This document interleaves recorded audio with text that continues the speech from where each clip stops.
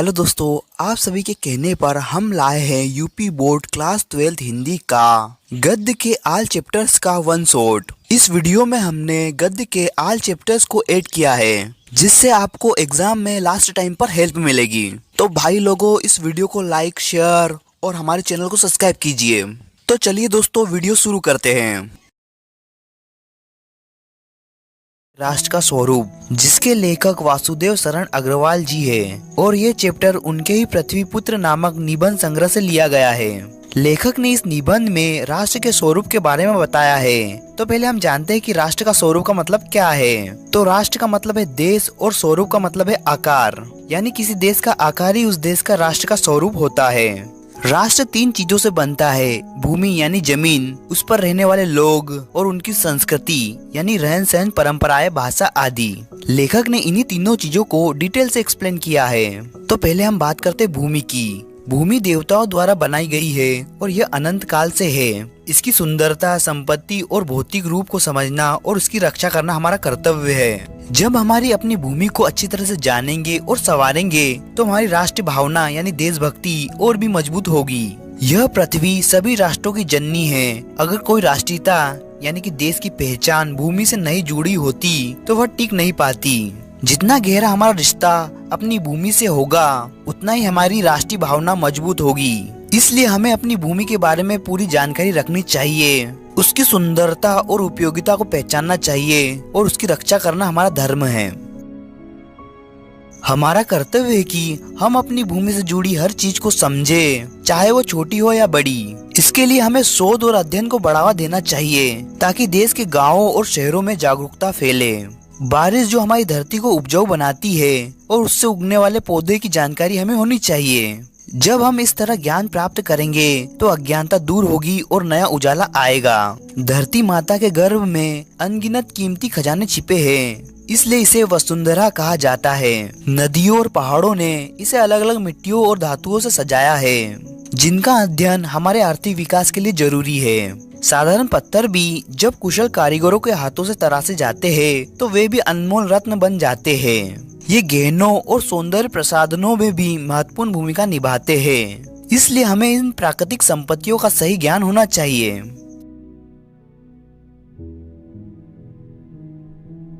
हमारी धरती और आकाश के बीच जो भी प्राकृतिक संसाधन मौजूद है और समुद्र में जो अनगिनत जीव जंतु और बहुमूल्य रत्न छिपे हैं, उनके प्रति लोगों में जागरूकता और नई सोच विकसित होनी चाहिए। खास तौर पर जब तक देश के युवाओं में इन चीजों को जानने और समझने की उत्सुकता नहीं पैदा होती, तब तक हम जागरूक नहीं कहलाएंगे, बल्कि सोए हुए जैसे ही होंगे। हमें मेहनत और नए विचार को मिलाकर देश के विकास का एक नया मार्ग बनाना होगा। इस काम में खुशी, जोश और मेहनत से लगातार आगे बढ़ना जरूरी है। हमारा लक्ष्य होना चाहिए कि देश का कोई भी व्यक्ति इस विकास कार्य में पीछे ना रहे। जब हम सब लोग मिलकर मेहनत करेंगे तभी हमें मातृभूमि समृद्ध और सुंदर बन सकेगी। अब बात करते हैं जन की। जन यानी मनुष्य। मातृभूमि पर रहने वाले मनुष्य राष्ट्र का दूसरा हिस्सा है। अगर पृथ्वी हो लेकिन मनुष्य ना हो तो राष्ट्र की कल्पना संभव नहीं है। पृथ्वी और जन के मिलने से ही राष्ट्र बनता है। मनुष्य कारण ही पृथ्वी को मातृभूमि कहा जाता है। धरती माता है और मनुष्य उसका पुत्र है। जब मनुष्य इस बात को महसूस करता है तो यही राष्ट्रीयता यानी देशभक्ति की असली पहचान बनती है। इसी भावना से राष्ट्र निर्माण की नींव रखी जाती है। जब यह भावना मजबूत होती है तो राष्ट्र के विकास की आवाज हर जगह गूंजने लगती है। इसी भावना के माध्यम से मनुष्य पृथ्वी के साथ अपने असली संबंध को समझता है। जहाँ यह भाव नहीं होता वहाँ मनुष्य और भूमि का संबंध कमजोर और निर्जीव बन जाता है। लेकिन जिस दिन मनुष्य भूमि को अपनी माँ और खुद को उसका पुत्र मान लेता है, उस दिन वह श्रद्धा और सम्मान से कहता है, माता पृथ्वी को प्रणाम, माता पृथ्वी को प्रणाम। धरती और लोग मिलकर राष्ट्र बनाते हैं। जब लोग धरती को अपनी माँ और खुद को उसका पुत्र मानते हैं तभी वे इसके संसाधनों के हकदार होते हैं। लेकिन माँ की सेवा और सम्मान करना हर पुत्र का कर्तव्य होता है। अगर कोई केवल स्वार्थ के लिए देश से प्रेम करता है तो यह गलत है। पहले कर्तव्य निभाना जरूरी है। धरती सबको समान मानती है, इस पर रहने वाले सभी लोग बराबर है, चाहे उनकी भाषा, धर्म या रहन सहन अलग हो। वे सभी माँ धरती के पुत्र है, इसलिए आपस में प्रेम और भाईचारा होना चाहिए। देश का हर नागरिक महत्वपूर्ण है। अगर कोई हिस्सा अशिक्षित या कमजोर रहेगा तो पूरा राष्ट्र पिछड़ा जाएगा। इसलिए सभी को समान अवसर मिले और सबका विकास हो, तभी देश आगे बढ़ेगा। जनसंख्या प्रवाह कभी नहीं रुकता। हजारों सालों से लोग अपनी भूमि से जुड़े हुए हैं। जब तक सूरज उगता रहेगा तब तक देश के लोग भी जीवित और सक्रिय रहेंगे। इतिहास में कई उतार चढ़ाव आएंगे, लेकिन फिर भी लोग नई ऊर्जा के साथ आगे बढ़ते रहे। जन जीवन एक नदी की तरह है जो लगातार बहती रहती है। इस प्रवाह में मेहनत और कर्म से तरक्की के कई पड़ाव बनाए जाते हैं। हमारा अगला पॉइंट है संस्कृति। राष्ट्र का तीसरा महत्वपूर्ण हिस्सा उसकी संस्कृति है। मनुष्यों ने अपनी सभ्यता को कई युगों से बनाया और संवारा है। संस्कृति के बिना समाज अधूरा है, क्योंकि वही उसके विचारों और पहचान का आधार है। राष्ट्र की उन्नति संस्कृति के विकास से ही संभव है। भूमि, जन और संस्कृति, इन तीनों को बिना राष्ट्र अधूरा हो जाता है। संस्कृति एक फूल की तरह होती है जो समाज को सुंदर और पहचान देती है। संस्कृति का निर्माण ज्ञान और कर्म से होता है। लोग जो सोचते हैं और अपने जीवन में जो करते हैं वही उसकी संस्कृति बनती है। हर समाज की अपनी अलग संस्कृति होती है, लेकिन सभी संस्कृतियों का आधार आपसी मेलजोल और सहिष्णुता होता है। जिस तरह जंगल में अलग अलग पेड़ पौधे साथ बढ़ते हैं और नदियां मिलकर समुद्र बनाती है, वैसे विभिन्न संस्कृतियां मिलकर राष्ट्रीय एकता बनाती है। समन्वय और एकता ही राष्ट्र की शक्ति और खुशी का आधार है। लोग साहित्य, कला, नृत्य, गीत और उत्सवों से अपनी भावनाएं व्यक्त करते हैं। ये अलग दिख सकते हैं, लेकिन इनका आनंद एक ही है। उदार व्यक्ति सभी संस्कृतियों की सुंदरता को अपनाकर आनंदित होता है, जिससे विविधता में एकता बनी रहती है। गाँवों और जंगलों के लोकगीत व लोक कथाएं हमारी संस्कृति की धरोहर है, जिनसे हमें आनंद और सीख मिलती है। हमारे पूर्वजों की संस्कृति, धर्म, साहित्य और कला हमारी विरासत है। अतीत बोझ नहीं बल्कि प्रेरणा है। यदि हम इनसे सीखकर आगे बढ़े तो राष्ट्र प्रगति करेगा। भाग्य और पुरुषार्थ, जिसके लेखक जनेंद्र कुमार जी है। तो आइए दोस्तों, इस चैप्टर को हम डिटेल से एनिमेशन के माध्यम से समझते हैं। लोग मानते हैं कि भाग्य और पुरुषार्थ यानी मेहनत अलग है, लेकिन लेखक मानते हैं कि दोनों अलग नहीं है। भाग्य हमेशा मौजूद है, यह भगवान की शक्ति है, लेकिन हमें इसका अनुभव तभी होता है जब हम अपनी सोच और मन को उसकी तरफ मोड़ते हैं। यही भाग्योदय कहलाता है। जैसे सूर्योदय असल में सूरज का नहीं बल्कि हमारी धरती के घूमने से होता है, वैसे ही भाग्योदय भी बाहर से नहीं आता, वह हमारी ही अपनी दृष्टि बदलने से होता है। पुरुषार्थ यानी मेहनत का मतलब है अपना रुख सही दिशा में मोड़ना। लेकिन समस्या यह है कि हम हमेशा खुद के बारे में सोचते रहते हैं, अपनी सुख सुविधा और प्रशंसा चाहते हैं। इस स्वार्थ के कारण हम भाग्य या भगवान को नहीं देखते। जब जीवन में गहरा दुख आता है तब हमारा अहंकार टूटता है और हम भगवान को पहचान पाते हैं। इसलिए लेखक कहते हैं कि दुख असल में भगवान का वरदान है। सच्चा भाग्योदय तब होता है जब हम अपने अहंकार से हटकर भगवान की कृपा को स्वीकार करते हैं। हमारी साधना और पुरुषार्थ का असली उद्देश्य यही होना चाहिए कि हम भगवान के प्रकाश को पहचाने। अगर हम इसका कोई और लक्ष्य मानेंगे तो वह व्यर्थ होगा। मतलब कि लेखक यह कहना चाहता है कि भाग्य और पुरुषार्थ अलग नहीं है। असली भाग्य तब खुलता है जब इंसान अपना अहंकार छोड़कर भगवान की ओर मुड़ता है। पुरुषार्थ का असली काम भी यही है, हमें भगवान की कृपा का अनुभव करना है। दुनिया में बहुत लोग मेहनत करते हैं, दिन रात भागदौड़ करते हैं, लेकिन उन्हें सफलता नहीं मिलती। कारण यही है कि उनकी मेहनत सही दिशा में नहीं होती। अगर मेहनत से सब कुछ तय होता तो मेहनत करने वाले कभी असफल ना होते। जब प्रयास व्यर्थ हो जाते हैं तो लोग कहते हैं भाग्य उल्टा है। लेखक कहता है कि असल में भाग्य उल्टा नहीं होता, बल्कि हम खुद भाग्य से मुंह फेर लेते हैं। क्योंकि भाग्य यानी ईश्वर की कृपा तो हर जगह मौजूद है। कर्म यानी मेहनत में अक्सर अहंकार का नशा जुड़ जाता है। इंसान सोचता है मैं कर रहा हूँ, मैं ही सब कुछ कर लूंगा।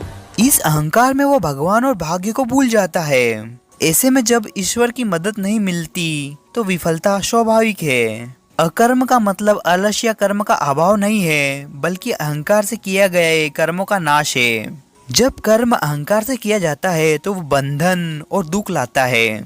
असली पुरुषार्थ केवल मेहनत करना नहीं है बल्कि सहयोगी होना है, यानी अपना अहम छोड़कर भगवान और भाग्य से जुड़ना है। यही पुरुष और भाग्य का मिलन है। अगर पुरुषार्थ को केवल भाग्य का विरोधी मान लिया जाए तो असल में हम पुरुषार्थ की गरिमा को नष्ट कर देते हैं। सिर्फ ताकत, गति और दौड़ धूप तो पशुओं में भी होती है, लेकिन मनुष्य का पुरुषार्थ इससे श्रेष्ठ है। मनुष्य का पुरुषार्थ श्रेष्ठ इसलिए है क्योंकि वह केवल वासना और स्वार्थ में नहीं बल्कि आत्म त्याग और सहयोग भावना में पराक्रम दिखा सकता है। यही पुरुष की असली विशेषता है।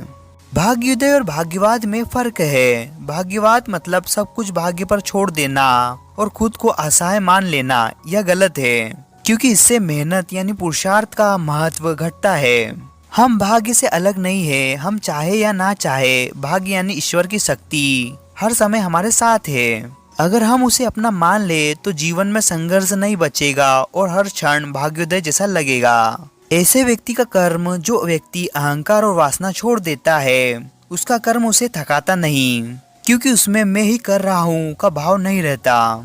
मान लो उसका काम भगवान ही कर रहे हो, इसलिए उसका हर कर्म और भी शुभ और उज्ज्वलित होता जाता है। भाग्य का अपमान यानी सबका अपमान, जो भगवान को नहीं मानता वह असल में पूरे अस्तित्व यानी जगत और ईश्वर को नहीं मानता। यह मूर्खता है क्योंकि हमारा जीवन बहुत छोटा है लेकिन सृष्टि और इतिहास अनंत है। असली सत्य, जब हम भाग्य को प्रणाम भाव से स्वीकार करते हैं तभी हमारा पुरुषार्थ यानी मेहनत अपने सच्चे और ऊंचे अर्थ को प्राप्त करता है। अगर हमारा पुरुषार्थ यानी मेहनत सिर्फ अपने स्वार्थ के लिए है और उसमें भगवान या भाग्य का कोई संबंध नहीं है तो वह असली पुरुषार्थ नहीं है। जो लोग स्वार्थ में फंसे रहते हैं वे सोचते रहते हैं कि कब उनका भाग्य उदय होगा, लेकिन सच तो यह है कि भाग्य तो हमेशा उदित है, बस उनकी नजर उस पर नहीं है। इंसान की इच्छाएं बहुत तरह की होती है। इन इच्छाओं के कारण वह लगातार काम करता रहता है, फिर थक कर आराम चाहता है। इस तरह वह कभी काम में और कभी आराम में चक्कर खाता रहता है और थक जाता है। वह कभी इस संसार को मोह से चाहता है और अगले ही क्षण उबर कर उसका विनाश चाहता है। इस राग और द्वेष के चक्र में अंत में सिर्फ चीड़ और बेचैनी ही मिलती है। सच्चा भाग्योदय तब होता है जब इंसान अहंकार छोड़कर विनम्रता से भाग्य यानी ईश्वर को मान ले और जो कर्तव्य उनके सामने है उसी को अपना पुरुषार्थ समझे। रॉबर्ट नर्सिंग होम में इस पाठ के लेखक कन्हैयालाल मिश्र प्रभाकर जी है। ये पाठ एक रिपोर्टाज है। रिपोर्टाज का मतलब होता है किसी घटना या जगह का ऐसा सजीव वर्णन करना कि पढ़ने वाला खुद को वहां मौजूद महसूस करे। इस पाठ में प्रभाकर जी ने इंदौर के रॉबर्ट नर्सिंग होम की एक छोटी सी घटना को इतने भावुक और सुंदर तरीके से बताया कि वो घटना इंसानियत और बराबरी की सीख देने वाली बन जाती है। इस नर्सिंग होम में 3 ईसाई महिलाएं सेवा करती है, मदर मार्गरेट, मदर टेरेसा और सिस्टर क्रिस्ट हेल्ड। लेखक ने इन तीनों महिलाओं की निस्वार्थ सेवा, दया और इंसानियत को बहुत ही मार्मिक ढंग से पेश किया है। ये महिलाएं बिना किसी स्वार्थ के बीमार लोगों की सेवा करती हैं, चाहे वे किसी भी धर्म या जाति के हो। तो आइए दोस्तों, इस चैप्टर को हम डिटेल में समझते हैं। दोस्तों, इस चैप्टर में लेखक ने बताया है पहले वे एक महिला के घर मेहमान बनकर रुके थे, लेकिन अचानक वही महिला बीमार पड़ गई। अब उन्हें उनकी सेवा करनी पड़ी। महिला की तबीयत इतनी खराब थी, उसे इलाज के लिए इंदौर के रॉबर्ट नर्सिंग होम ले जाना पड़ा। ये घटना सितंबर 1951 की है। बीमारी गंभीर थी, माहौल में डर और घबराहट थी। इस बीच लेखक ने देखा सफेद कपड़े पहने एक लंबी, सुंदर और सजी सवरी महिला कमरे में आई। उनका चेहरा तो गोरा था, लेकिन उस पर हल्की गुलाबी चमक थी। जैसे ही वो आई, उन्होंने कहा, बीमार व्यक्ति के पास उदास चेहरा नहीं होना चाहिए। उनकी आवाज साफ और थोड़ी सख्त थी, लेकिन उस सख्ती में भी माँ जैसा प्यार झलक रहा था। ये महिला कोई और नहीं बल्कि खुद मदर टेरेसा थी, जो उस नर्सिंग होम की प्रमुख थी। मदर टेरेसा का जन्म तो फ्रांस में हुआ था, लेकिन उन्होंने अपना पूरा जीवन भारत में बीमारों और गरीबों की सेवा में लगा दिया था। जवानी से लेकर अब तक उनका एक ही मकसद था, दूसरों की मदद करना। मदर टेरेसा ने मरीज के गालों को बड़े प्यार से छूकर सहलाया। इस प्यार भरे स्पर्श से मरीज के चेहरे पर थोड़ी सी रौनक आ गई और कमरे का तनाव भी कुछ हल्का हो गया। लेखक बता रहे हैं कि तभी डॉक्टर कमरे में आया। मदर टेरेसा ने हंसते हुए कहा, डॉक्टर, अब तुम्हारा मरीज हंस रहा है। डॉक्टर भी मुस्कुराकर बोला, हाँ मदर, क्योंकि आप जहाँ जाती हो वहाँ खुशी फैल जाती है। ये सुनकर लेखक भावुक हो गया। उसे लगा जो महिला खुद माँ नहीं बनी वो सबकी माँ बन गई और छोटी सी तनख्वाह में भी 20 साल से सेवा करती रही। दोपहर के बाद मदर टेरेसा थर्मामीटर लेकर आई। उनके साथ एक सुंदर गोरी जवान लड़की भी थी। उसका नाम था क्रिस्ट हेल्ड, जो जर्मनी की थी। लेखक को लगा जैसे भगवान ने चांदनी को दूध में घोलकर उसे बनाया है। मदर टेरेसा और क्रिस्ट दोनों अलग अलग देशों की थी, लेकिन सेवा और सोच में बिल्कुल एक जैसी थी। लेखक ने क्रिस्ट से मजाक में कहा, तुम्हारे देश ने एक तरफ हिटलर जैसा युद्ध करने वाला और दूसरी तरफ तुम जैसी सेवा करने वाली लड़की पैदा की। क्रिस्ट ये सुनकर गर्व से चमक उठी और जोश में अपना पैर जमीन पर पटका। जब क्रिस्ट चली गई तो लेखक ने मदर टेरेसा से पूछा, क्या आप इस जर्मन लड़की से प्यार करती हैं? मदर टेरेसा मुस्कुराकर बोली, हाँ, क्योंकि हम दोनों भगवान के लिए काम कर रहे हैं। लेखक ने फिर चिढ़ाते हुए पूछा, हिटलर ने तो आपके देश फ्रांस को नुकसान पहुंचाया था, फिर भी आप कैसे भूल गई? जब लेखक ने मदर टेरेसा से तीखा सवाल किया कि हिटलर ने आपके देश फ्रांस को नुकसान पहुंचाया, फिर भी आप जर्मन लड़की क्रिस्ट से प्यार कैसे कर सकती हैं? तो मदर टेरेसा बिल्कुल शांत रही और प्यार से बोली, हिटलर बुरा था, उसने सबका नुकसान किया। उसकी वजह से क्रिस्ट का घर भी उजड़ा और मेरा भी, इसीलिए हम दोनों एक जैसे हैं। मदर के इस गहरे और सच्चे जवाब ने लेखक को चुप करा दिया। मदर टेरेसा चली गई, लेकिन लेखक सोचते रहे, इंसानों ने आपस में देश, जाति और रंग के नाम पर कितनी ऊंची ऊंची दीवारें बना ली है, जो दुख देती है और जिन्हें तोड़ना बहुत कठिन है। फिर लेखक क्रिस्ट हेल्ड के बारे में बताते हैं। क्रिस्ट के पापा जर्मनी में कॉलेज के प्रिंसिपल हैं। क्रिस्ट ने ठान लिया वो 5 साल तक सेवा करेगी। जब वो बीमार लड़की के बालों को देखती है तो उसे अपने पापा की याद आ जाती है और वो थोड़ी सी उदास हो जाती है। लेखक को भी ऐसा लगता है जैसे वो खुद भी क्रिस्ट जैसा है, अपने घर से दूर, अकेला और भावुक। ये सोचकर लेखक की आंखों में आंसू आ जाते हैं। उस लड़की ने लेखक के आंसू देखे तो वो घबरा गई और जल्दी से अपना रुमाल निकालकर उनके आंसू पोंछ दिए। उसकी हंसती हुई आंखें थोड़ी नरम हो गई, लेकिन उनमें आंसू नहीं थे। जब लेखक ने पूछा, घर छोड़ते वक्त तुम रोई थी? तो लड़की ने भोलेपन से कहा, नहीं माँ, बहुत रोई थी। इसके बाद लेखक ने उसे बिस्किट दिए और वो मजेदार तरीके से हिंदी, अंग्रेजी और जर्मन भाषा मिलाकर बोली, जिससे सब लोग हंस पड़े। इसके बाद मदर टेरेसा बात करने के मूड में थी। लेखक ने उनसे पूछा, क्या वे घर वापस नहीं गई? मदर ने सीधे जवाब ना देकर एक कहानी सुनाई। फ्रांस में एक बार पूजा स्थलों का सम्मेलन हुआ था। वहाँ 2 मदर गई, जिनके माता पिता फ्रांस में ही रहते थे। जब वे जहाज से उतरी तो उनकी माएं उन्हें पहचान नहीं पाई। आखिरकार नाम पूछकर पहचान सकी और गले मिली। कहानी खत्म होते ही मदर टेरेसा उठकर चली गई। लेखक को समझ आ गया उन 2 बेटियों में से एक मदर टेरेसा खुद थी। लेखक ने एक दिन मदर टेरेसा से और बातें की। मदर ने बताया, जब घर से चिट्ठियाँ आती है तो वो जवाब में यहाँ के मरीजों की फोटो भेज देती है। एक मरीज से उन्होंने कहा, उसके लिए आज प्रार्थना करेंगी। जब मरीज ने कहा, कल भी प्रार्थना करना, तो मदर ने मुस्कुराकर कहा, कल वो उस व्यक्ति के लिए प्रार्थना करेंगी जिसे सबसे ज्यादा दर्द होगा। ये सुनकर लेखक को मदर टेरेसा का सच्चा प्रेम और त्याग साफ नजर आया। लेखक ने ऊपर के बरामदे में एक बुजुर्ग और छोटी कद की मदर मार्गरेट को देखा। वो बहुत सालों से भारत में सेवा कर रही थी और हमेशा खुश रहती थी। एक अमीर परिवार का लड़का ऑपरेशन से डर रहा था। तब मदर मार्गरेट हंसकर बोली, आज सब कुछ है, कल थोड़ा रहेगा, फिर कुछ नहीं बचेगा। उनकी हंसी ने सबका डर दूर कर दिया। जब एक बीमार लड़की ने थोड़ी सेहत पाई तो मदर मार्गरेट ने खुशी में चुटकी बजाकर कहा, जी उठी, जी उठी। लेखक आगे बताते हैं, उनका यहाँ अनुभव बहुत चमत्कारी था। जितनी बूढ़ी महिलाएं थी उतनी ही ज्यादा खुश और मुस्कुराती हुई थी। उनकी खुशी, सेवा, जागरूकता और विश्वास भरे जीवन से आ रही थी। भले ही भाषाएं अलग थी, लेकिन सब में एक जैसी चमक थी। सिस्टर क्रिस्ट हेल्ड का तबादला हो गया था। अब वो भीलों के गांव में जाकर सेवा करेंगी। वो बहुत खुश होकर हम सबसे मिलने आई। उन्हें वहां जाने का कोई दुख नहीं था। उनके भीतर नई जगहों को देखने की खुशी भरी हुई थी। मुझे उनका जाना थोड़ा दुख दे रहा था, पर वो बहुत मस्ती में थी। वो कई बार मेरे कमरे के सामने से गुजरी, पर एक बार पलटकर नहीं देखा। तब मैंने सोचा, चाहे कोई कितना भी मिले, उन्हें किसी से नहीं बंधना है। उस समय लेखक ने महसूस किया, सिस्टर क्रिस्ट हैल्ड सच में गीता के असली संदेश को अपने जीवन में जी रही थी, बिना किसी मोह के सेवा में डूबकर। अशोक के फूल। आचार्य हजारी प्रसाद द्विवेदी का निबंध अशोक के फूल भारतीय संस्कृति और इतिहास को एक साथ जोड़ता है।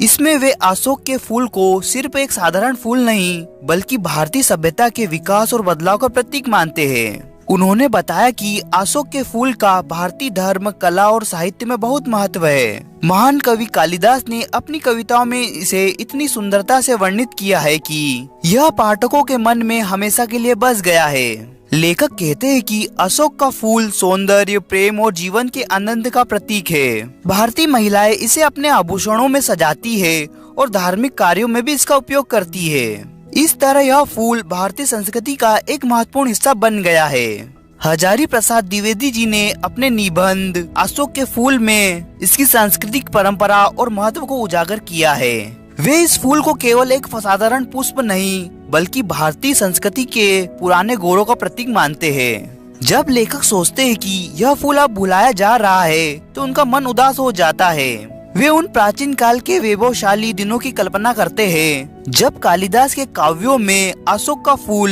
एक नववधु के गृह प्रवेश की तरह शोभा और गरिमा बिखेरता था। कामदेव के 5 फूलों में आम, अरविंद यानी कमल और नील कमल को अब भी सम्मान मिला है, लेकिन चमेली की लोकप्रियता थोड़ी कम हो गई है, मगर अशोक का फूल तो पूरी तरह भुला दिया गया है। लेखक सोचते हैं कि क्या ऐसा सुंदर फूल सच में भूलने योग्य है? क्या दुनिया में अब संवेदनशीलता खत्म हो गई है? आज फिर अशोक के पेड़ पर फूल खिले हैं, छोटे छोटे लाल लाल गुच्छों में। इनमें वही पुराना आकर्षण और सुंदरता झलकती है, जिसे कभी भारतीय संस्कृति में बहुत आदर मिलता था। लेखक कहते हैं कि कामदेव ने हजारों सुंदर फूलों में से सिर्फ 5 को अपने तीरों में स्थान दिया, और उनमें से एक अशोक का फूल भी था। लेकिन जब लेखक आज अशोक के फूल को खिलता हुआ देखते हैं, तो उनका मन उदास हो जाता है। उदासी का कारण यह नहीं है कि वे सुंदर चीजों को दुर्भाग्यशाली मानते हैं, बल्कि इसलिए कि यह फूल अब भुला दिया गया है। कालिदास के समय में अशोक का फूल विशेष रूप से सम्मानित था, लेकिन मुसलमानी शासन आने के बाद यह धीरे धीरे साहित्य और संस्कृति से हटा गया। कालिदास जी के काव्यों में अशोक का फूल नववधु के गृह प्रवेश की तरह सुंदर, गरिमा, पवित्रता और कोमलता से भरा हुआ था। यह इतना खास था कि भगवान शिव को परेशान करता था, भगवान राम को सीता जी की याद दिलाता था, और कामदेव के इशारों पर पेड़ की शाखाओं से ही फूट पड़ता था। दूसरी ओर कामदेव के बाकी फूलों कमल, आम, नील कमल को आज भी महत्व दिया जाता है। चमेली की प्रसिद्धता थोड़ी कम हुई है, लेकिन अशोक का फूल पूरी तरह भुला दिया गया है। बार बार यही सोचकर लेखक का मन दुखी हो जाता है। लेखक को दुख होता है कि आज उत्तर भारत में बिना फूल वाले एक साधारण पेड़ को अशोक कहा जाने लगा है, यानी असली अशोक के फूल को भुलाकर अपमान किया गया है। ईसा के प्रारंभ समय में अशोक का फूल भारतीय धर्म, साहित्य और शिल्प में बहुत सम्मानित था। इसे कामदेव ने तो अपने तीरों में शामिल किया था, जो बताता है कि यह फूल गैर आर्य सभ्यता की देन था। इन गैर आर्य सभ्यताओं में वरुण, कुबेर और यक्षपति, ब्रजपाणी की पूजा होती थी। कामदेव भी गंधर्वों से जुड़े हुए थे। वे शिव जी से भी पराजित हुए, विष्णु जी से भी डरते रहे और बुद्ध से भी हार कर लौटे, लेकिन फिर भी हार मानने वाले नहीं थे। वे बार बार नए अस्त्र आजमाते रहे और शायद अशोक का फूल उनका अंतिम अस्त्र था। कामदेव ने अपने नए अस्त्र अशोक के फूल से बौद्ध धर्म को प्रभावित किया, शैव परंपरा को मोहित कर लिया और शक्ति साधना को भी झुका दिया। इसका प्रमाण वज्रयान, कोल साधना और कापालिक मत से मिलता है। रविन्द्रनाथ टैगोर जी ने भारत को महामानव समुद्र कहा है, यानी एक अनोखा देश है जहाँ असुर, आर्य, शक, हूण, नाग, यक्ष और गंधर्व जैसे कई जातियां आई और मिलकर आज के भारत की संस्कृति बनाई। हम जिसे हिंदू परंपरा कहते हैं, वो वास्तव में आर्य और गैर आर्य परंपराओं का मिश्रण है। लेखक आगे बताते हैं कि एक बार कामदेव ने शिव जी पर प्रेम का बाण चलाया, लेकिन शिव जी के क्रोध से उनका शरीर जलकर राख हो गया।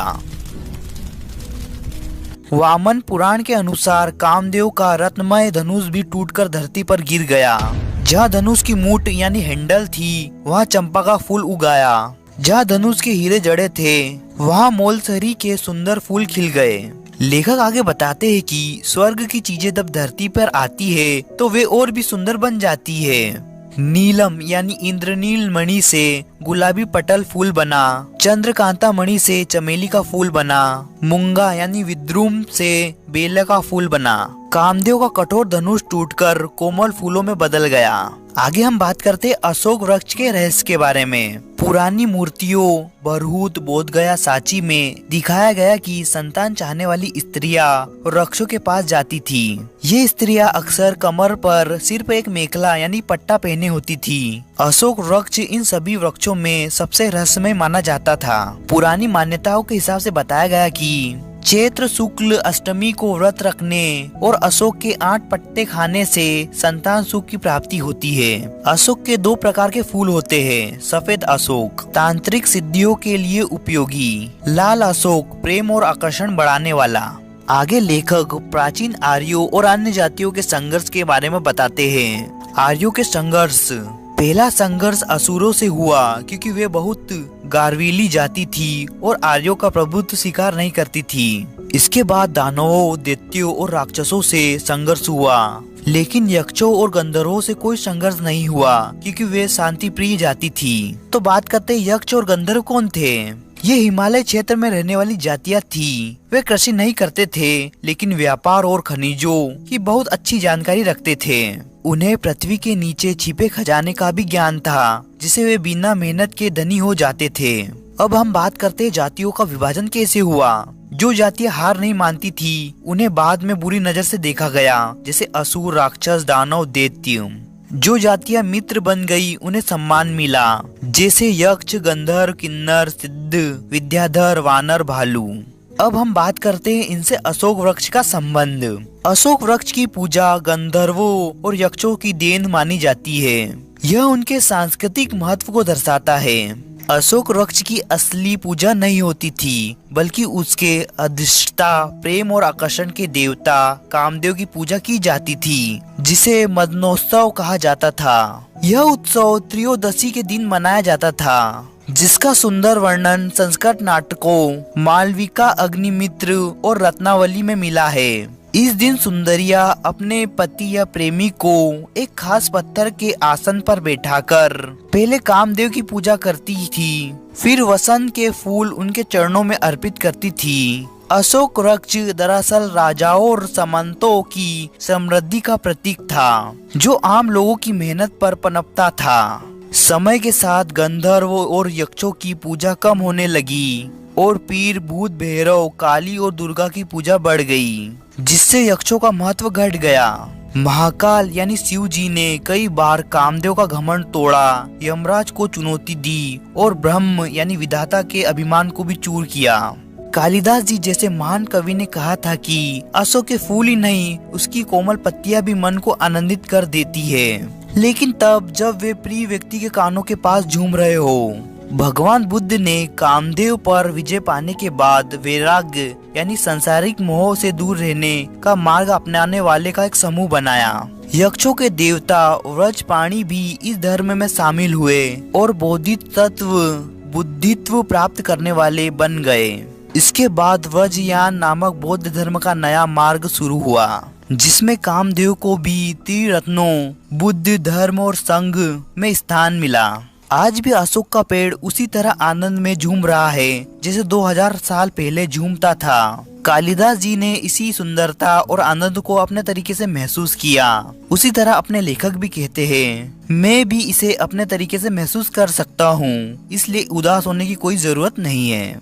प्रगति के मानदंड, जिसके लेखक पंडित दीनदयाल उपाध्याय जी है। प्रगति के मानदंड का मतलब है किसी व्यक्ति, समाज या देश की उन्नति को मापने के लिए बनाए गए मापदंड या कसौटियाँ। तो आइए दोस्तों, इस चैप्टर को हम डिटेल से एनिमेशन के माध्यम से समझते हैं। हर इंसान जब पैदा होता है तो उसकी देखभाल, पढ़ाई लिखाई और आगे चलकर उसे काबिल बनाना समाज की जिम्मेदारी है, ताकि वो बड़ा होकर खुद का गुजारा कर सके और समाज में भी अपना योगदान दे पाए। अगर कभी किसी वजह से वो काम नहीं कर पाता या खुद नहीं कमा पाता तो उसका खर्च उठाना और उसे आराम का समय देना भी समाज का काम है। कोई भी अच्छा और सभ्य समाज हमेशा ऐसा ही करता है। असली तरक्की भी इसी में है कि हर इंसान को अच्छी जिंदगी जीने का हक मिले, मतलब खाने पीने की गारंटी, पढ़ाई का हक, नौकरी या रोजगार का मौका, मुश्किल वक्त में सुरक्षा और जरूरत की सुविधाएं। इसलिए इन सब को हमें इंसान के मूल अधिकार मानना चाहिए। बात करते एकात्म मानववाद की। इसका मतलब होता है कि हमारी पूरी व्यवस्था का केंद्र इंसान होना चाहिए। इंसान सिर्फ शरीर नहीं है, बल्कि शरीर, मन, बुद्धि और आत्मा, इन सब का मेल है। भौतिक साधन जैसे पैसा, वस्तुएं, तकनीक आदि सिर्फ इंसान की सुविधा और सुख के लिए है, वे अपने आप में अंतिम लक्ष्य नहीं है। अगर कोई व्यवस्था इंसान को अधूरा मानकर सिर्फ उसके शरीर या सिर्फ उसके मन या सिर्फ उसकी बुद्धि के हिसाब से चलती है तो वो अधूरी है। सही व्यवस्था वही होगी जो इंसान को उसकी पूरी पहचान, शरीर, मन, बुद्धि और आत्मा के साथ देखे। इसलिए हमें हमारी सारी सामाजिक, आर्थिक और राजनीतिक व्यवस्थाओं को एकात्म मानववाद के आधार पर विकसित करना चाहिए, जहां हर इंसान को संपूर्ण रूप से समझा और महत्व दिया जाए। भारत के ज्यादातर राजनीतिक दल विदेशी यानी कि पश्चिमी विचारधाराओं से प्रभावित है। वे भारत की अपनी सोच और जरूरतों से ज्यादा बाहर के मॉडल की नकल करते हैं। इसलिए वे ना तो भारत की असली पहचान को पूरा कर पाते हैं और ना ही दुनिया को सही रास्ता दिखा सकते हैं। कुछ दल ऐसे भी है जो भारतीय संस्कृति की बात करते हैं, लेकिन वे इसे सनातन कहकर पुरानी रूढ़ियों और गलत परंपराओं जैसे जातिवाद, छुआछूत, दहेज, मृत्यु भोज, स्त्रीहीनता का ही समर्थन करते हैं। असल में ये बुराइयां भारतीय संस्कृति का हिस्सा नहीं है, बल्कि समाज के रोग है। हमारे कई महापुरुषों ने इन कुरीतियों से लड़ाई की है। आज हमारी कई आर्थिक और सामाजिक व्यवस्थाएं या तो पुरानी आदतों में चिपकी हुई है या विदेशी शासन और उसके दबाव के समय अपनाई गई है। इन्हें भारतीय संस्कृति के नाम पर ढोना ठीक नहीं है। एकात्म मानववाद का विचार कहता है कि हमें भारत और दुनिया दोनों की सोच और अनुभवों का सही आकलन करना चाहिए, उनकी अच्छाइयाँ अपनानी चाहिए, कमजोरियों से बचना चाहिए और एक नया रास्ता बनाना चाहिए जो इंसान को और आगे बढ़ाए। पश्चिम ने भौतिक तरक्की की है, लेकिन आध्यात्मिकता से पिछड़ गया। भारत आध्यात्मिकता की बातें करता रहा, लेकिन भौतिकता में पीछे रह गया। नतीजा ये हुआ कि दोनों अधूरे रह गए। असली प्रगति के लिए दोनों का संतुलन जरूरी है, शक्ति यानी बल और आध्यात्म अनुभव दोनों। इसलिए जरूरी है कि भारत अपनी ताकत बढ़ाए, समाज की बुराइयों को दूर करे, स्वस्थ और सक्षम बने। तभी भारत दुनिया पर बोझ बनने के बजाय उसकी तरक्की में मददगार और मार्गदर्शक बन सकेगा। भाषा और आधुनिकता, जिसके लेखक सुंदर रेड्डी जी है। सुंदर रेड्डी जी द्वारा लिखित यह लेख भाषा के निरंतर विकास और उसके आधुनिक स्वरूप की आवश्यकता पर आधारित है। लेखक बताते हैं कि भाषा को आकर्षण और प्रभावशाली बनाए रखने के लिए उसमें नयापन जरूरी है। विज्ञान, संस्कृति और बदलते समय के साथ भाषा को भी बदलना चाहिए। विदेशी शब्दों को आवश्यकता अनुसार अपनाना चाहिए, क्योंकि भाषा कोई संग्रहालय की वस्तु नहीं बल्कि जीवन तत्व है। लेखक इसी बात पर जोर देते हैं कि केवल विद्वानों के प्रयास से नहीं, बल्कि आम जनता और सरकार के सहयोग से ही भाषा का वास्तविक और व्यवहारिक विकास संभव है। तो आइए दोस्तों, हम इस चैप्टर को डिटेल से समझते हैं। किसी भी क्षेत्र को सुंदर और आकर्षण बनाने के लिए उसमें हर समय कुछ नया होना जरूरी है। इसी बात को ध्यान में रखते हुए मार्क जी ने कहा है कि हर पल कुछ नया ही सुंदर लगता है। रमणीयता यानी कि आकर्षण और नयापन एक दूसरे पर निर्भर रहते हैं। अगर कोई चीज पुरानी और एक जैसी बनी रहे तो लोग उसे पसंद नहीं करते। कोई भी रचना तभी लोगों को अच्छी लगती है जब उसमें कुछ अलग और नया हो। जैसे पुरानी सोच में उलझा समाज आगे नहीं बढ़ सकता, वैसे ही पुरानी शैली में बंधी भाषा भी लोगों के मन को छू नहीं पाती। भाषा तभी असरदार बनती है जब वह अपने समय के हिसाब से बदलती रहे और नए तरीके से भावों को व्यक्त करे। इसका मकसद यही होता है कि लोग अपनी भावनाएं आसानी से जाहिर कर सके। कभी कभी दूसरी भाषाओं और संस्कृतियों में भी नए शब्द आते हैं। अगर उसके लिए हमारे पास अपने शब्द नहीं है तो वैसे ही उन्हें अपनाना चाहिए। इसमें कोई बुराई नहीं है। यही भाषा की आधुनिकता और जीवंतता की पहचान है। भाषा कोई संग्रहालय की चीज नहीं है, वह एक जीती जागती चीज है जो हमेशा बदलती रहती है और नएपन को अपनाकर ही आगे बढ़ती है। भाषा संस्कृति का एक जरूरी हिस्सा है। संस्कृति परंपरा से जुड़ी होने के बावजूद समय के साथ बदलती रहती है और इसमें विज्ञान की तरक्की का बड़ा योगदान होता है। जब नए वैज्ञानिक आविष्कार होते हैं तो उनसे जुड़ी नई बातें और सोच को भाषा में व्यक्त करने के लिए पुराने शब्द और ढंग काफी नहीं होते, इसलिए भाषा में नए शब्द और प्रयोग जरूरी हो जाते हैं। अब सवाल यहाँ उठता है कि ये बदलाव कैसे आए, प्रयास से या खुद ब खुद। अगर हम ध्यान से देखें तो साफ होता है कि भाषा को युगानुकूल बनाने के लिए सोच समझकर प्रयास करने पड़ते हैं। जैसे 18वीं सदी में अंग्रेजी और 20वीं सदी में जापानी भाषा ने बदलाव लाकर खुद को आधुनिक बनाया। हर भाषा की अपनी अलग शैली और प्रवृत्ति होती है, इसलिए नई चीजों को अपनाते समय उस भाषा की आत्मा को बनाए रखना चाहिए। एशिया और अफ्रीका जैसे देशों में यह बदलाव और तेजी से होना चाहिए, क्योंकि ये क्षेत्र वैज्ञानिक साहित्य में पीछे हैं। भाषा शब्दों से बनती है और बदलाव की शुरुआत भी शब्दों से होती है। आज हमारे रोजमर्रा में कई विदेशी भाषाओं जैसे अंग्रेजी, अरबी, फारसी के शब्दों का इस्तेमाल करते हैं। ये शब्द सामान्य बातचीत में चल सकते हैं, लेकिन साहित्य में इन्हें भाषा की शुद्धता के साथ अपनाना चाहिए। इसके लिए सोच समझकर प्रयास जरूरी है। अब सवाल उठता है कि भाषा को शुद्ध और आधुनिक बनाने की जिम्मेदारी कौन ले सकता है। इस दिशा में भारत सरकार ने कुछ अहम कदम उठाए हैं। सन 1950 में शास्त्रीय एवं तकनीकी शब्दावली आयोग बनाया गया, जो विज्ञान के हर क्षेत्र के लिए हिंदी के नए शब्द बनाता है। इसके अलावा हिंदी साहित्य सम्मेलन जैसे संस्थानों ने भी इस काम में योगदान दिया है। राहुल शंकराचार्यन और डॉक्टर रघुवीर जैसे विद्वानों ने अपनी रुचि से इस काम को आगे बढ़ाने की शुरुआत की थी। हालांकि अब इस क्षेत्र में जितना काम हुआ है वह बहुत कम है। यह काम अभी भी अपने शुरुआत दौरान में ही है और तेजी से आगे बढ़ नहीं सका। इसके रास्ते में दो प्रकार के लोग रुकावट बनते हैं। एक वर्ग वो है जो भाषा की शुद्धता को लेकर इतने सख्त है कि विदेशी शब्दों को वैसे ही अपनाने में हिचकते हैं। दूसरा वर्ग वो है जो अपने विषय में तो निपुण है, लेकिन भाषा की सही समझ नहीं होने के कारण विदेशी शब्दों को गलत रूप में हिंदी में डालने की कोशिश करते हैं। अब कई राज्य सरकारों ने भी अपनी भाषाओं में उच्च स्तरीय किताबें तैयार करने के लिए आयोग बनाए हैं। उम्मीद है कि ये आयोग ऊपर बताए गए दो प्रकारों की रुकावटों से हटकर सही दिशा में काम कर सके। विदेशी शब्दों को जब हम अपनी भाषा में अपनाते हैं तो वो दो तरह के होते हैं। पहला वस्तु सूचक शब्द जो किसी चीज या वस्तु को बताते हैं। दूसरा भाव सूचक शब्द जो किसी भावना या विचार को प्रकट करते हैं। विज्ञान की तरक्की से नई चीजें लगातार बनती रहती है और इनके लिए नाम यानी कि नए शब्द दिए जाते हैं।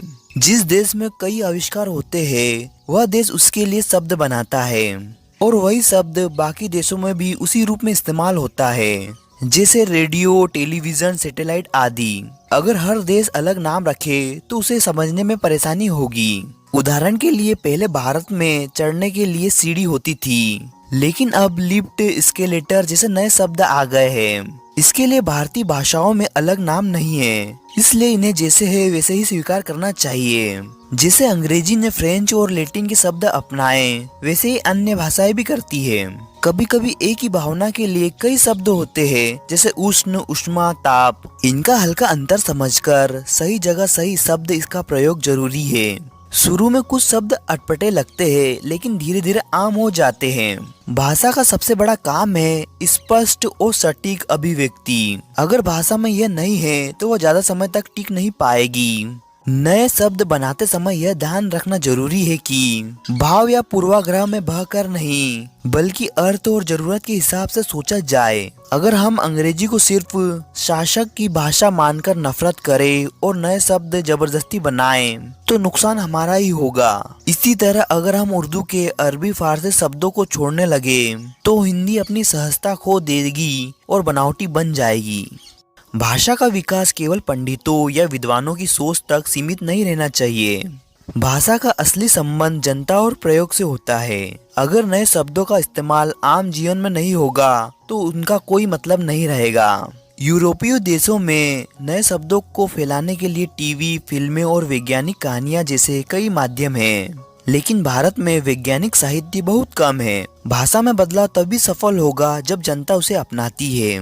इसके लिए सरकार और पढ़े लिखे लोगों की जिम्मेदारी बनती है कि वे लोगों में जागरूकता फैलाए। साथ ही भाषा में आधुनिकता लाने के लिए लिपि सुधार और व्यवहारिक भाषा का मानवीकरण भी जरूरी है। सिर्फ नए शब्द गढ़ना काफी नहीं है, उन्हें व्यवहार में लाना जरूरी है। जब नए शब्द, मुहावरे और शैलियाँ आम बोलचाल, किताबों और शिक्षा में इस्तेमाल होने लगे, तभी भाषा सच में आधुनिक बनती है। व्यवहार में आना ही भाषा की असली शक्ति है। निंदा रस, जिसके लेखक हरिशंकर परसाई जी है। इस चैप्टर में लेखक अपने एक मित्र के बारे में बताते हैं जिसका नाम क है और वो सबकी बुराई करता है और निंदा को भी डिटेल से एक्सप्लेन किया है। तो आइए हम इसे समझते हैं। कई महीनों बाद क मिलने आया। मैं सुबह चाय पीते हुए अखबार पढ़ रहा था, तभी वह अचानक कमरे में घुसा और मुझे जोर से गले लगा लिया। उसका यह आलिंगन मुझे महाभारत की उस घटना की याद दिलाया गया जब अंधे धृतराष्ट्र ने भीम के पुतले को गले लगाकर तोड़ दिया था। मुझे पहले ही पता था कि क ने कल ही मेरी बुराई की थी, इसलिए मैं भी सिर्फ शरीर से उसे गले लगा, लेकिन मन को दूर रखा। ऐसा लगा जैसे मैं भी उसे अपना पुतला ही सौंप रहा हूँ। अगर भावना के कांटे होते तो उसे महसूस होता कि वह नागफनी यानी कांटेदार पौधे को गले लगा रहा है। क झूठ बोलने में माहिर था। उसने आते ही कहा कि वह सुबह ही गाड़ी से उतरा और सीधे मुझसे मिलने आ गया, लेकिन मुझे पहले ही पता था कि वह कल आया था। कुछ लोग बिना वजह झूठ बोलते हैं और क भी ऐसा ही था। फिर बातचीत शुरू हुई और क ने ग की बुराई करनी शुरू कर दी। उसने ग को हर बुराई से भर दिया, जिससे मुझे एहसास हुआ कि कल उसने मेरी ऐसी ही बुराई की होगी। फिर उसने बाकी लोगों की भी निंदा करनी शुरू कर दी। तभी मैंने सोचा कि क्यों ना मैं अपने विरोधियों का नाम ले लूं ताकि वह उनकी भी बुराई कर दे। मैं नाम लेता गया और वह हर किसी को बुराई की तलवार से काटता गया। ऐसा लग रहा था जैसे लकड़ी चीरने की मशीन के नीचे लकड़ी रख दी जा रही हो और वह काटती जा रही हो। जब वह 3-4 घंटे बाद चला गया तो मेरे मन में कोई गुस्सा नहीं था। ऐसा लगा जैसे यह निंदा का खेल पूरा हो गया हो। अंधेरे में सब भेद मिट जाते हैं, लेकिन दिन के उजाले में सारे सच सामने आ जाते हैं। निंदा भी ऐसे ही अंधेरा है जो लोगों को करीब लाता है, लेकिन असल में रिश्ते सिर्फ दिखावे के रह जाते हैं। निंदा करने वालों की अपनी अलग ही ताकत होती है। अगर 2-4 लोग बैठकर किसी की निंदा कर रहे हो और दूसरी तरफ कुछ लोग भजन कीर्तन कर रहे हो, तो आप देखोगे कि निंदा करने वालों की एकाग्रता और आपसी जुड़ाव ज्यादा होता है। यही कारण है कि संतों ने निंदकों को पास रखने की सलाह दी है। कुछ लोग निंदा को अपने जीवन का मिशन बना लेते हैं। उनका किसी से कोई द्वेष या दुश्मनी नहीं होती, फिर भी वे हर समय निंदा में लगे रहते हैं। ऐसे लोग अपनी ही बुराई करने से पीछे नहीं हटते। उनके लिए निंदा करना एक टॉनिक की तरह होता है, जिससे उन्हें आनंद मिलता है। आजकल निंदा करने वालों के समूह भी बन गए हैं, जैसे ट्रेड यूनियन। ये लोग हर जगह से बुरी बातें इकट्ठा करके अपने नेता को सौंप देते हैं, जो उन बातों को बड़ा चढ़ाकर सबको सुनाने के लिए तैयार कर देता है। यह काम आमतौर पर वे लोग करते हैं जिसके पास कोई काम नहीं होता। ईर्ष्या और द्वेष से भरी निंदा एक अलग प्रकार का होता है। ऐसे लोग दूसरों की सफलता से जलते हैं और निंदा करके खुद को तसल्ली देते हैं। यहाँ निंदा करने वाला व्यक्ति खुद ही दुखी होता है, क्योंकि उनकी जलन उन्हें चैन से जीने नहीं देती। अगर कोई अच्छा काम करता है तो उनकी जलन और बढ़ जाती है। असल में निंदा करने की जड़ इंसान की हीन भावना और कमजोर होती है। जब लोग खुद को कमजोर महसूस करते हैं तो दूसरों की बुराई करके खुद को बेहतर साबित करने की कोशिश करते हैं। वे सोचते हैं कि दूसरों की बुराई करके वे खुद ऊंचे हो जाएंगे। कुछ लोग निंदा को अपनी कमाई का जरिया बना लेते हैं और दूसरों की बुराई करके अपनी प्रतिष्ठा बनाते हैं। वे दूसरों की बुरी कहानियां सुनाकर खुद को संत समझाने लगते हैं। कई बार हम भी दूसरों की निंदा में डूब जाते हैं, क्योंकि इसमें एक अजीब सा मजा होता है। बाद में जब हम तटस्थ होकर सोचते हैं तो समझ में आता है कि निंदा करना कितना व्यर्थ था। सूरदास ने भी कहा है कि निंदा एक रस की तरह होता है जिसमें लोग डूब जाते हैं। हम और हमारा आदर्श, जो कि डॉक्टर एपीजे अब्दुल कलाम द्वारा तेजस्वी मन पत्रिका के लिए लिखे गए लेख का संपादित अंश है। तो आइए दोस्तों हम इसे डिटेल से समझते हैं। डॉक्टर कलाम कहते हैं कि वे खास तौर से युवा छात्रों से मिलना पसंद करते हैं क्योंकि उन्हें युवाओं में भविष्य की आशा दिखाई देती है। जब वे अपने बचपन के दिनों को याद करते हैं, जब वे रामेश्वर जैसे छोटे से द्वीप से निकले थे, तो खुद को देखकर उन्हें विश्वास नहीं होता कि वे इतनी दूर कैसे आ गए। वे सोचते हैं कि उनकी सफलता का कारण क्या था। शायद महत्वाकांक्षाएं, यानी कि कुछ बड़ा करने की चाह। लेकिन सबसे जरूरी बात यह थी कि उन्होंने खुद को कभी छोटा नहीं समझा। उन्होंने हमेशा यह माना कि वे जीवन की अच्छी चीजों के हकदार हैं, जैसे ज्ञान, सफलता, सम्मान। डॉक्टर कलाम कहते हैं कि जब तक हमारे विद्यार्थी यह नहीं मानेंगे कि वे विकसित भारत के योग्य नागरिक हैं, तब तक वे जिम्मेदार और समझदार नागरिक नहीं बन पाएंगे। वे यह भी बताते हैं कि दुनिया के विकसित देश जैसे अमेरिका, जापान आदि इसलिए आगे बढ़े क्योंकि वहाँ के लोगों ने पीढ़ी दर पीढ़ी यह विश्वास किया कि वे एक अच्छे, सुरक्षित और समृद्ध जीवन के हकदार हैं। फिर वही सोच उनकी हकीकत बन गई। डॉक्टर कलाम कहते हैं कि अध्यात्म यानी स्पिरिचुअलिटी और समृद्धि यानी धन संपदा एक दूसरे के विरोधी नहीं है। वे खुद सादा जीवन जीते हैं, लेकिन समृद्धि की इज्जत करते हैं, क्योंकि समृद्धि से सुरक्षा और आत्मविश्वास मिलता है, जो हमें आजादी और आत्मनिर्भरता देते हैं। अंत में वे कहते हैं कि प्रकृति भी हर काम पूरी लगन और सुंदरता से करती है, जैसे बगीचों में फूल या आसमान में फैला अनंत ब्रह्मांड। इसलिए हमें भी अपने जीवन में पूरी निष्ठा और विश्वास के साथ काम करना चाहिए। यानी डॉक्टर कलाम युवाओं को यह संदेश देना चाहते हैं कि वे खुद को कम ना समझें, खुद पर विश्वास करें, बड़े सपने देखें और देश के विकास में अपना योगदान दें। यही सोच भारत को विकसित देश बनाएगी।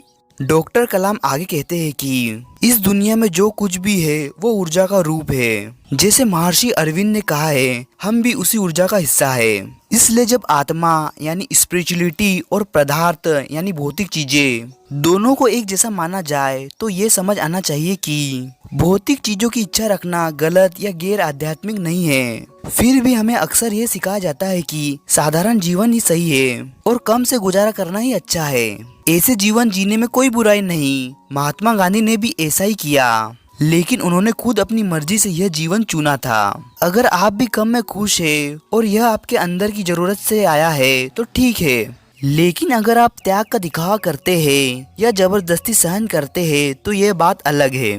डॉक्टर कलाम कहते हैं कि उन्होंने युवाओं से जुड़ने का जो फैसला लिया वो इसलिए था क्योंकि वे युवाओं के सपनों को जानना चाहते थे और उन्हें बताना चाहते थे कि अच्छा और सुविधाओं से भरा जीवन सपना देखना गलत नहीं है, बल्कि उसके लिए मेहनत करना भी जरूरी है।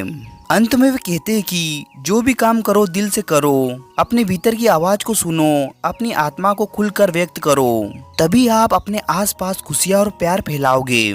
मतलब अब्दुल कलाम जी कहते हैं कि भौतिक चीजें चाहना गलत नहीं है, सादगी ठीक है, लेकिन तभी जब वो आपकी पसंद हो। अपने सपनों के लिए मेहनत करो और दिल से जियो, यही सच्ची आध्यात्मिकता है। दोस्तों वीडियो अच्छा लगे तो इस वीडियो को लाइक कीजिए और चैनल को सब्सक्राइब कीजिए। Thank you for watching.